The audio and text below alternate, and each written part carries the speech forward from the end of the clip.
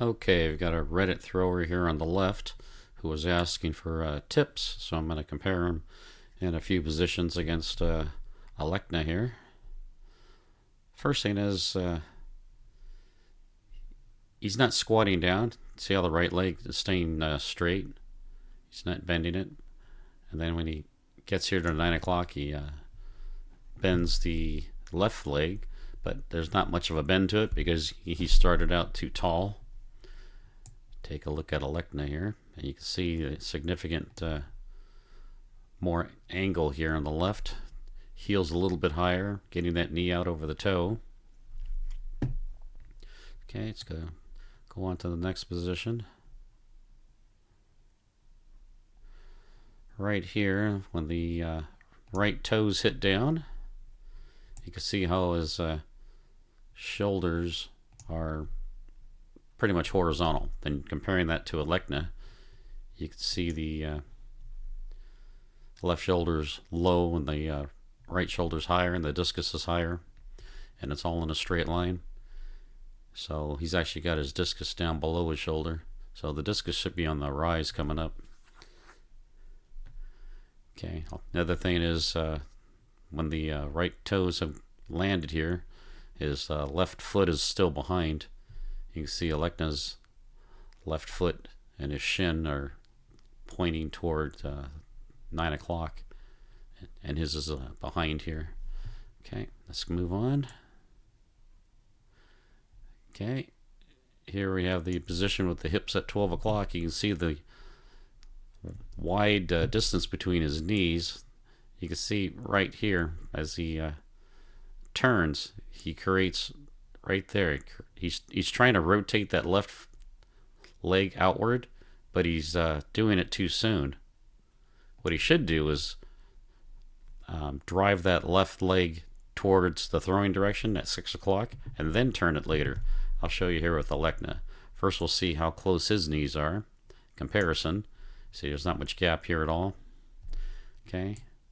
And then he rotates that. First he drives that left foot towards 6, and then he rotates the knee outward. Let's take a look from the side. Okay, right about here. Okay, now you can see how his left foot goes towards 6 o'clock, down and drives toward the throwing sector, and he rotates that knee outward. Okay. All right. Let's keep going here.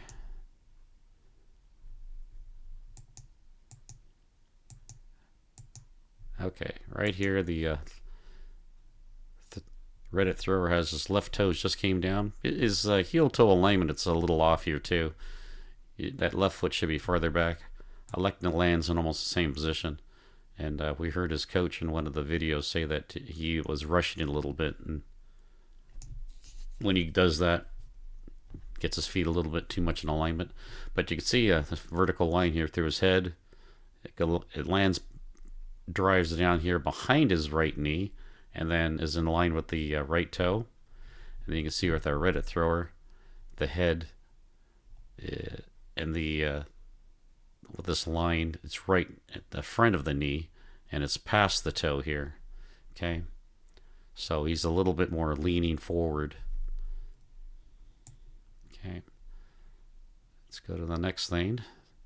Right here, he's got an angle with his upper body to the left, and with Alekna is a little, depends on the camera angle here, but it's slightly to the right. So he's increased his radius here, where the Reddit thrower here has reduced his radius. Both throwers look like they jump at the end here into the throw. Let's take a look at Alekna from the side. A little bit easier to see what actually is going on. Okay, so he's driving that right knee in. He's driving that right hip forward. So he's not really jumping with and straightening that right leg. See, it stays bent. So it's hard to tell from this angle. It just looks like he's I'm trying to watch the head, see if how high it goes up. It looks like he's extending that right leg, but I can see right here it's bent, so it's kind of hard to tell. So I just want to make sure, not to jump, but keep turning and driving that right foot forward. When your feet are this close together too and in line, yeah, it makes it difficult to be able to drive that right around the left, so people tend to jump right here. Okay, if you block yourself off, it's the only way to get that hip around, which is one reason I think you're pushing that hip out around this way, and it's causing your body to lean to the left. Okay, next thing is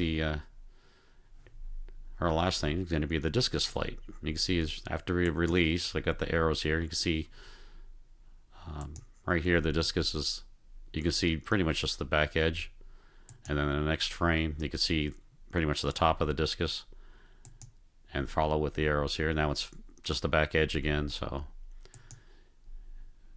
now it's leaning to the left, to the right. Now it's back with the top visible to the left, so you can kind of see that it's wobbling a lot. That's the whole point I'm trying to make here. So he's got to work on that release. I think that happens when you jump. You're bringing the back of the discus, or wherever you're holding it, upward, and you're trying to fling it forward, so the back comes up. The other thing is, Alekna does this too, but he flips his wrist right here. You can see the wrist flicking forward. You'll see Alekna do that too. Right here, you see the wrist is bent forward. Sometimes when I see throwers do that, the discus will wobble and come off the hand. I think that's pretty much all I had. So there's a few tips for him. Please like and subscribe to my channel if you want to see some more videos like this and analysis. Thanks.